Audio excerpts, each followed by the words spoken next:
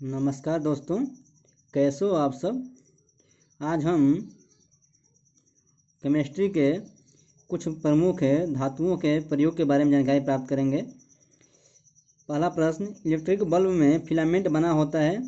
इसका आंसर हो जाएगा ऑप्शन नंबर ए, टंगस्टन। निम्नलिखित में से कौन सा पदार्थ बहुत कठोर और बहुत तन्य है।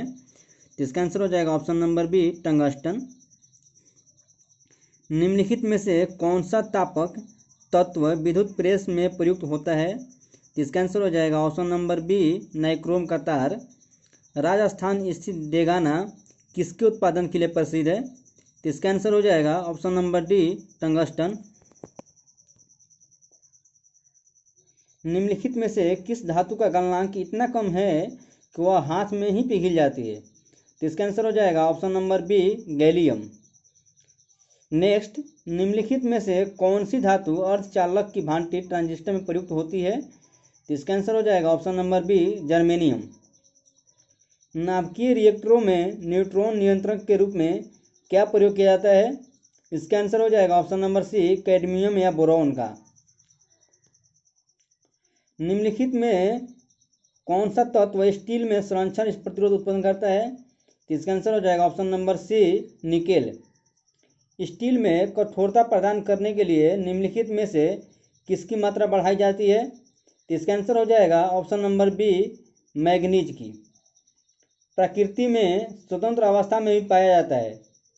कौन सा तत्व पाया जाता है, कौन सी धातु। इसमें ऑप्शन हो जाएगा, इसका आंसर हो जाएगा ऑप्शन नंबर डी, इनमें से सभी, क्योंकि सोना, चांदी और तांबा ये सब स्वतंत्र अवस्था में पाए जाते हैं। निम्नलिखित में से किस रेडियोधर्मी तत्व के किरणों का कैंसर के उपचार में प्रयोग किया जाता है। तो इसका आंसर हो जाएगा option number D, cobalt. Dhaba रहित लोहा बनाने में लोहे के साथ प्रयुक्त होने वाली महत्वपूर्ण धातु है। तो इसका आंसर हो जाएगा ऑप्शन नंबर बी, क्रोमियम। नाभिकीय रिएक्टर में ईंधन का काम करता है। इसका आंसर हो जाएगा ऑप्शन नंबर बी, यूरेनियम। नाभिकीय ऊर्जा प्राप्त करने के लिए किस तत्व का प्रयोग किया जाता है। तो इसका आंसर हो जाएगा ये, यूरेनियम। निम्नलिखित में से सबसे भारी धातु कौन है। तो इसका हो जाएगा बी, यूरेनियम। ऐसे एस्मेमियम भारी धातु होता है।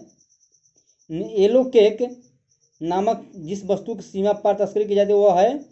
इसका आंसर हो जाएगा option number B, uranium oxide. Monazite बालू में निम्न में से कौन सा खनिज पाया जाता है। तो इसका आंसर हो जाएगा थोरियम। नागासाकी पर संयुक्त राज्य अमेरिका द्वारा गिराए गए परमाणु बम में किसका प्रयोग किया गया था। इसका आंसर हो जाएगा ऑप्शन नंबर ए, प्लूटोनियम। वह वैज्ञानिक जिसने रेडियम की खोज की। इसका आंसर हो जाएगा option number B, madam Curie. किस वैज्ञानिक ने पोलोनियम तत्व की खोज की। इसका आंसर हो जाएगा बी, मैरी क्यूरी।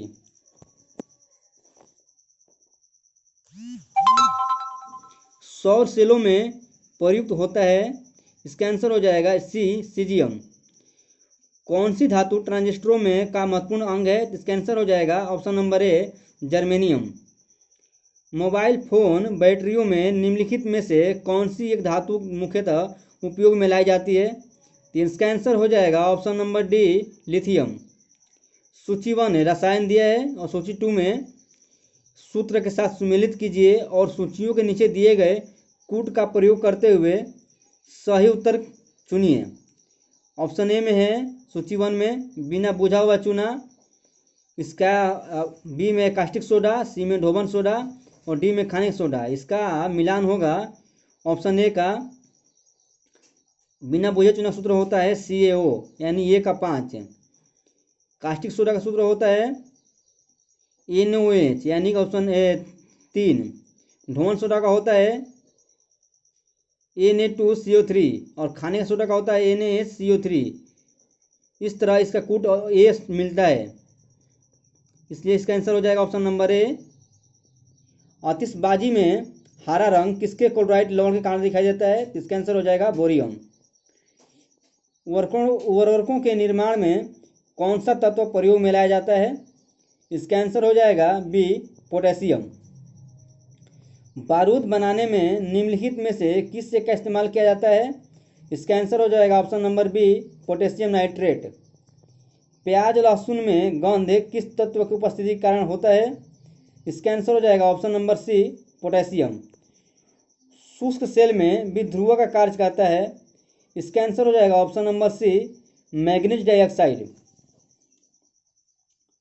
सूची 1 को सूची 2 से सम्मिलित कीजिए और सूचियों के नीचे दिए गए कूट का प्रयोग कर सही उत्तर चुनिए।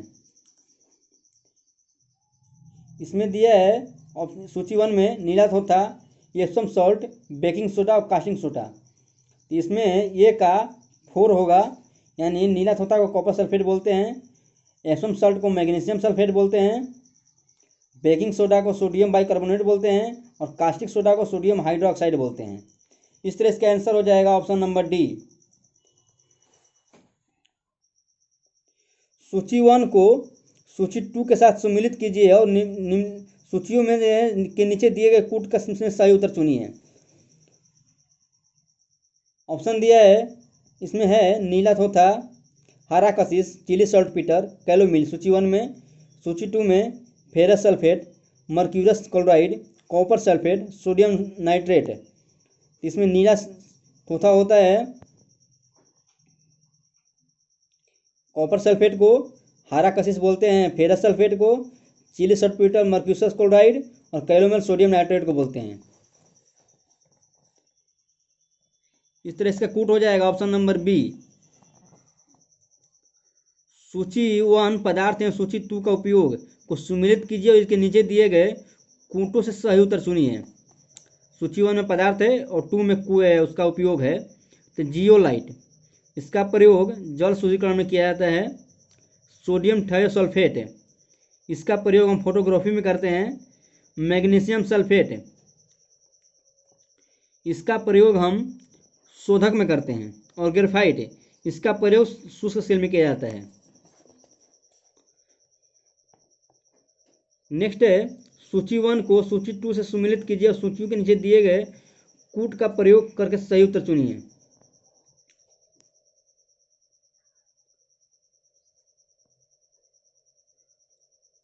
ऑप्शन है, इसमें सूची 1 में potassium bromide, potassium nitrate, potassium sulphate या मोनो पोटेशियम टॉर्ट्रेट। इसका हो जाएगा ऑप्शन इसमें ए होगा। पोटेशियम ब्रोमाइड को हम फोटोग्राफी में प्रयोग करते हैं। पोटेशियम नाइट्रेट को बारूद के प्रयोग में लाते हैं। पोटेशियम सल्फेट को हम उर्वरक में काम में लाते हैं और मोनो पोटेशियम टाइट्रेट को बेकरी के उपयोग में लाया जाता है। नेक्स्ट है सूची 1 को सूची 2 से सुमेलित कीजिए तथा सूचियों के नीचे दिए गए कूट का प्रयोग कर सही उत्तर चुनिए। विटामिन B12, हीमोग्लोबिन, क्लोरोफिल और पीतल। विटामिन B12 को कोबाल्ट, हीमोग्लोबिन में लोहा पाया जाता है, क्लोरोफिल में मैग्नीशियम होता है और पीतल में तांबा होता है। इस तरह इसका कूट हो जाएगा ए।